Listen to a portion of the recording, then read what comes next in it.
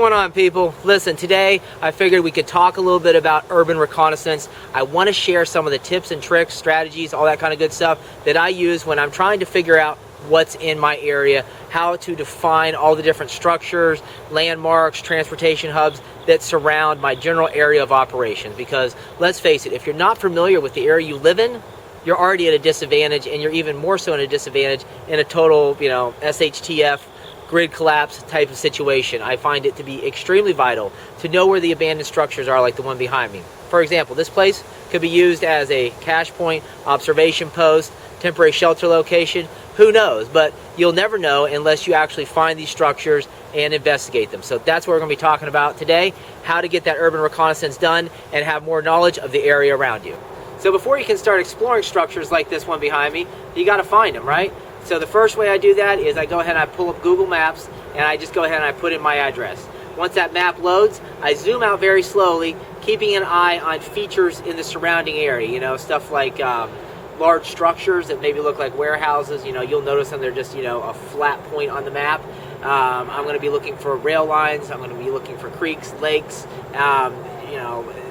roads, any sort of really empty space that just kind of stands out to me, and I'm just going to be poking around, just looking for stuff that is obvious, right? And when I switch it into terrain mode or satellite mode, I'm going to be able to get a lot better imagery of those different points of interest that I'm looking for. So once I go ahead and I look at my Google map and I find myself a couple points, then I set my GPS coordinates and I go ahead and I take the next step, which is actually doing a drive-by or walk-by. Now, in the case of this structure behind me, there was none of that involved. I was literally on my way to an appointment, taking an alternate route to kind of familiarize myself with the area, and I drove right past this place, and I was like, holy crap, wow, there's a huge abandoned building right here that I've never even noticed before. So that was the other way, just kind of by accident. So you got two different options. You can either, find it by accident because you're just being aware of your surroundings and you see a structure like this, or you can do the more deliberate approach of being on Google Maps and searching the area around you. But either way, once you do that, then it's time to move on to step 2.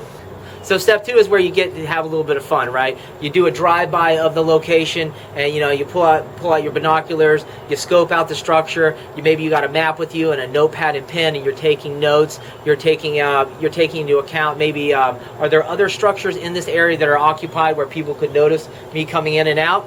Is this building actually abandoned, or maybe there's homeless people in there? Maybe the industrial complex across the street is using this to store materials, and it actually is active, although it looks like total crap and looks like it's abandoned.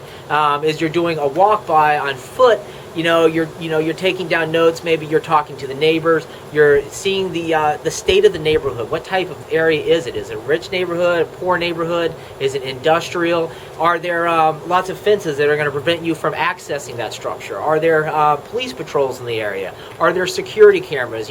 Just taking all these things into account, trying to figure out all the different variables that you could potentially encounter when you move on to step 3. Okay, so that's it. We're on step 3. We're on the ground, and we're getting ready to check out this facility. And that's really all there is to it. There's those 3 steps. You're either going to find a place like this by accident, or you're going to find it on Google Maps.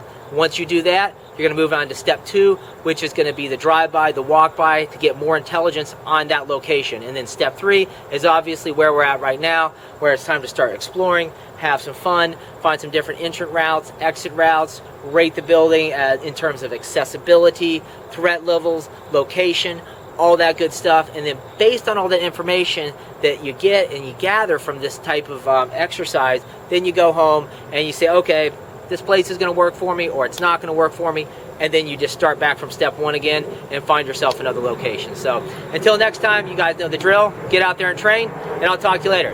I got some exploring to do, so I gotta go. Peace.